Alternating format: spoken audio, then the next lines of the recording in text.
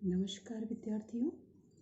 आज जिस विषय पर हम यहाँ पे चर्चा करने जा रहे हैं वह एमए सेकेंड सेमेस्टर राजनीति विज्ञान के चतुर्थ प्रश्न पत्र छत्तीसगढ़ का राजनीतिक इतिहास के अंतर्गत लिया गया है। छत्तीसगढ़ के सामाजिक सुधारक मिनी माता जी, मैं डॉक्टर समीक्षा चंद्राकर, असिस्टेंट प्रोफेसर राजनीति विज्ञान। तो आइए हम देखते हैं मिनी माता की जीवनी और उसके कृतित्व के बारे में। जैसा कि हम सभी जानते हैं कि छत्तीसगढ़ की इस धरा पर ऐसे कई महान विभूतियों ने जन्म लिया जिन्होंने सामाजिक सांस्कृतिक क्षेत्रों में अविस्मरणीय कार्य किया। ऐसे चिंतकों, समाज सुधारकों, राजनीतिज्ञों की एक लंबी सूची है जिन्होंने सामाजिक कुरीतियों को दूर करने के लिए महत्वपूर्ण कार्य किए और छत्तीसगढ़ की अस्मिता को पहचान दिलाया। इसी सूची में एक नाम जो प्रमुखता से लिया जाता है वह है मिनी माता जी। जी हाँ, जिनका नाम आज हम बड़े ही गर्व और सम्मान के साथ लेते हैं। सतनामी समाज की गुरु माता के पद से लेकर संसद की सदस्यता के रूप में उन्होंने बहुत ही उल्लेखनीय कार्य किया और इतिहास में अपना नाम रच दिया। मिनी माता की जो माता थी देवमती, उनकी अपनी एक संघर्ष की कहानी है। यदि मिनी माता की जीवनी को यदि हम पढ़ें तो देवमती के संघर्ष की कहानी के बिना वो अधूरी लगेगी। तो एक छोटा सा दृष्टि हम देवमती के जीवनी पर भी डालते हैं। मिनी माता, जिसके बचपन का नाम मीनाक्षी देवी था। मीनाक्षी देवी के नाना नानी मूलतः छत्तीसगढ़ के रहने वाले थे और उनके नाना जो थे वो मुंगोली क्षेत्र के सगुना नामक गांव के मालगुजार थे। वो वहाँ पे निराश्रितों की मददगार के रूप में चर्चित रहते। उस समय सन 1897 से 1899 का जो काल था वो छत्तीसगढ़ में अकाल का काल माना गया। उस भयंकर अकाल ने मीनाक्षी के नाना नानी को भी रोजी रोटी के लिए विवश पाया। अतः उन्होंने अपने परिवार के साथ आसाम के चाय बागान में मजदूरी करने की ठानी और आसाम के लिए निकल पड़े। बिलासपुर के रेलवे स्टेशन से जैसे ही उन्होंने रेल के सफ़र की शुरुआत की ही थी कि मालगुजार की 3 बेटियों में से 2 बेटी एक एक करके चल बसी। विवश माँ ने अपनी बेटियों की लाशों को नदी में बहाने के लिए विवश हो गई। अब माँ की गोद में एक ही संतान शेष थी और वह थी देवमती। किसी तरह ये मालगुजार दंपत्ति आसाम पहुँचे और मजदूरी प्रारंभ की। कुछ समय ही बीता था कि देवमती की माता व उसके पिता भी कुछ अंतराल के पश्चात चल बसे। अब देवमती के माता पिता के चल बसने से देवमती इस अनजान प्रदेश में अकेली रह गई। बिन माँ बाप की बच्ची देवमती बीमार हो गई और चाय बागान के ठेकेदारों ने दौल गांव के एक मिशन अस्पताल में भर्ती कराया। अस्पताल के ही एक नर्स ने उस बिन माँ बाप की बच्ची देवमती की बेटी की तरह लालन पालन किया। इसी असहाय देवमती के गर्भ में सन 13 मार्च 1913 को होलिका दहन के दिन मीनाक्षी देवी ने जन्म लिया। इनके पिता थे महंत बुधारी दास जी। तो प्रारंभ के वर्षों में ही उन्होंने अपने जन्म स्थान में ही अपनी मिडिल तक की पढ़ाई की। सन 1920 का समय था। देशव्यापी स्वदेशी आंदोलन चल रहा था। बालिका जो मीनाक्षी देवी थी वह भी अपने हम उम्र के बच्चों की टोली बना करके विदेशी वस्त्रों की होली जलाया करती थी। घर घर जाती, विदेशी वस्तुएं मांग लाती और चौराहे पर रख करके उसे जला देती। इस तरह देशभक्ति की शिक्षा तो उन्हें बचपन से ही मिली थी। सतनामी पंथ के जगत गुरु गुरु गद्दी नशीन अगमदास जी गुरु गोसाई धर्म प्रचार हेतु आसाम पहुंचे थे। वहां वे मीनाक्षी देवी के परिवार में ठहरे हुए थे। वे मीनाक्षी देवी को गुरु पत्नी के रूप में विचार करने लगे और उन्होंने मीनाक्षी देवी के मां के सामने विवाह का प्रस्ताव रखा। मंजूरी मिलने पर मीनाक्षी देवी मिनी माता के रूप में छत्तीसगढ़ आ गई। विवाह के उपरांत जब मिनी माता रायपुर आई तो वो मैट्रिक की परीक्षा उत्तीर्ण कर चुकी थी। हिंदी, अंग्रेजी, असमी, बंगला के साथ साथ छत्तीसगढ़ी भाषा बोलने में भी वो सक्षम थी। अब मिनी माता का पदार्पण छत्तीसगढ़ की भूमि पर हो चुका था और उनके कार्य भी विशेष उल्लेखनीय रहे। मिनी माता जी के कार्यों को यहाँ पर हम दो भागों में बांट करके अध्ययन करते हैं। पहला है वे सामाजिक कार्य और दूसरा राजनीतिक कार्य। तो पहले हम दृष्टि डालते हैं सामाजिक कार्यों पर। जैसे कि मैंने पूर्व में ही बताया था कि मिनी माता को सामाजिक संवेदना जो थी वो विरासत में मिली थी। एक ओर सरल एवं उदार महिला, वहीं दूसरी ओर सतनामी समाज की अनुशासन प्रिय आदरणीय गुरु माता भी थी। इसलिए उनके सामाजिक कार्य सदैव मार्गदर्शक एवं प्रेरणादायी रहे। गुरु परिवार की होने के कारण अनाथ एवं निराश्रितों का वो सदा ही पालन पोषण किया करती रही, उन्हें माँ का प्यार देती। अब इस तरह से ममता जो थी वो उनका स्वभाव बन चुका था। माताजी धर्म परिवर्तन की भी काफी विरोधी थी। सर्वधर्म समभाव को मानती थी। उनका सभी धर्मों के प्रति विशेष आदर था। उनका महत्वपूर्ण कार्य समाज के संरक्षण का रहा। मुंगेली क्षेत्र में हुए दंगे जिसमें 5 निरपराध सतनामियों की हत्या हुई तो उस समय वह दुर्गा के रूप में सामने आई।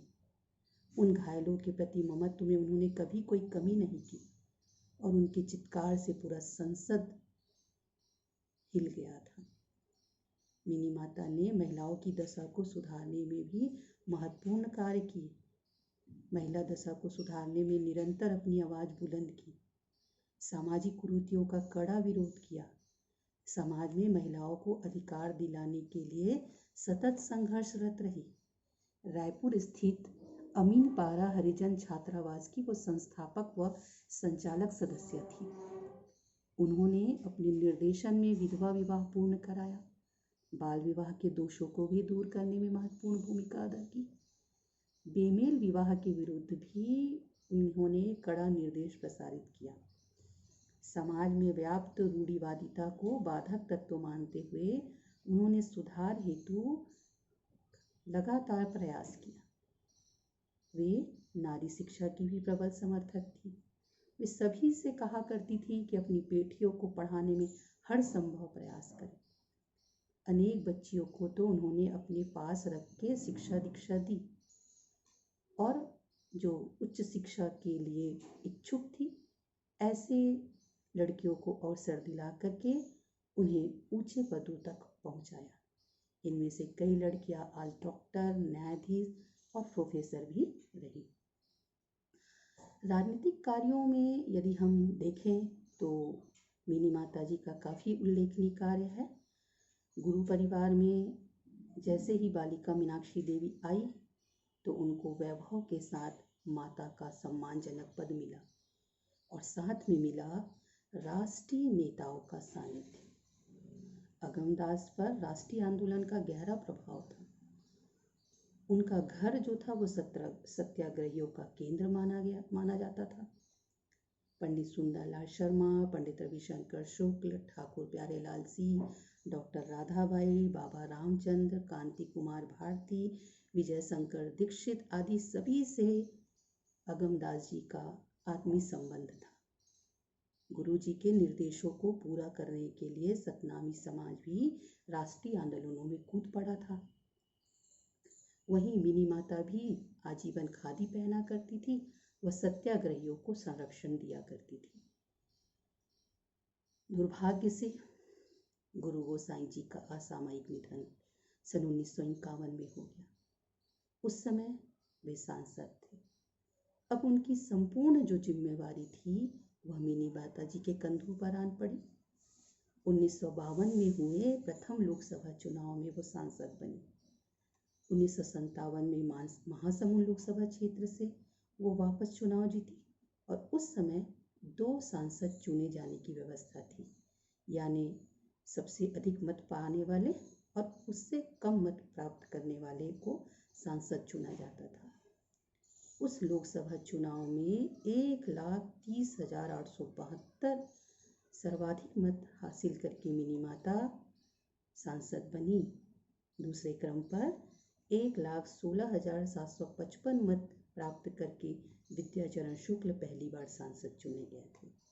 उसके बाद 1962 व 1967 को लोकसभा चुनाव में मिनी माता जी ने जांजगीर लोकसभा क्षेत्र से चुनाव जीती, सांसद चुनी गई और इस तरह से उन्होंने 5 बार संसद बनने का गौरव प्राप्त किया और पहली महिला सांसद बनी। मिनी माता कद में वे जरूर छोटी थी पर विचारों में बड़ी। मिनी माता के कार्यकुशलता के चलते आम जनों में ममतामयी माँ की छवि हासिल कर चुकी थी। संसद में जाने के बाद उन्होंने देश के लिए बहुत सारे महत्वपूर्ण कार्य किए। पंडित जवाहरलाल नेहरू और बाबा साहब अम्बेडकर के द्वारा दी गई जिम्मेदारी को उन्होंने बखूबी निभाया। छुआछूत मिटाने जैसे महत्वपूर्ण कार्य करने के कारण दलितों के मसीहा की श्रेणी में वो आकर के खड़ी हुई। उसी तरह से सभी के प्रति समदृष्टि रखने वाली माता जी के सहयोगियों में श्रीकांत वर्मा जैसे मूर्धन्य साहित्यकार थे तो कामरेड मुश्ताक जैसे श्रमिक नेता। कहा जाता है कि भंवर पोरते व चंदूलाल चंद्राकर को राजनीति के ऊंचे पदों तक पहुंचाने में मिनी माता जी का महत्वपूर्ण योगदान था। श्रीमती इंदिरा गांधी के अत्यंत घनिष्ठ लोगों में भी एक नाम मिनी माता जी का लिया जाता था। जब भी कोई संकट में पड़ता मिनी माता जी के पास आन पहुंचता। माता जी बिना किसी भेदभाव के निश्चल हृदय से सभी की समस्या का उचित ढंग से त्वरित निराकरण करती। उनके जो दिल्ली का निवास था वो तो धर्मशाला से कम नहीं था। भारत के कोने कोने से आकर के लोग यहाँ आश्रय पाते थे। मिनी माता उनके काम में सहयोग देने के साथ साथ उनका देखभाल भी किया करती थी। एक प्रकार से ये मिनी माता जी की विशेषता बन चुकी थी कि जिस भी कार्य को करने का बीड़ा उठाती उस कार्य को अंजाम तक पहुंचा करके ही छोड़ती थी। कई बार तो वो संबंधित कार्यालय में स्वयं उस कार्य को करने के लिए पहुंच जाया करती थी। मिनी माता जी के महत्वपूर्ण कार्यों की सूची में छत्तीसगढ़ राज्य निर्माण के आंदोलन में वो काफ़ी अग्रणी भूमिका निभा रही थी। छत्तीसगढ़ सांस्कृतिक मंडल की भी वो वर्षों तक अध्यक्षा रही। भिलाई के छत्तीसगढ़ कल्याण मजदूर संगठन की भी वो संस्थापक अध्यक्षा रही। बांगो बांध जो योजना थी वो उन्हीं की परिकल्पना थी जो साकार हुई। 11 अगस्त सन 1972 को अर्धरात्रि को जब मिनी माता भोपाल से दिल्ली की ओर हवाई यात्रा के लिए निकली तो पालम हवाई अड्डे के पास एक विमान दुर्घटना में वो दिवंगत हो गई। ममतामयी माँ मिनी माता का आश्रय छत्तीसगढ़ से छीन चुका था। छत्तीसगढ़ की वेदना, अकाल की उत्पत्ति कही जाने वाली मिनी माता ने सदैव के लिए अपनी आंखें मूंद ली थी और पीछे छोड़ गई थी अपने उल्लेखनीय कार्य जिसे छत्तीसगढ़ के लोगों के द्वारा कभी भी विस्मृत नहीं किया जा सकेगा। ममतामयी माँ चली तो गई थी पर पथ दिखा गई थी हमें त्याग का, सेवा और संभाव व समरसता का। छत्तीसगढ़ सरकार के द्वारा मिनी माता की स्मृति में महिलाओं के उत्थान के लिए उत्कृष्ट कार्य करने के लिए मिनी माता अलंकरण की घोषणा की गई थी। तो इस तरह से मिनी माता जी, ममतामयी माँ जी, जिन्होंने जीवन निर्झावर कर दिया, एक उल्लेखनीय समाज सुधार, राजनीतिक परिदृश्य में एक बेहतर भूमिका का निर्वहन करने के लिए। आशा है कि आप लोगों को ये लेक्चर पसंद आया होगा। धन्यवाद।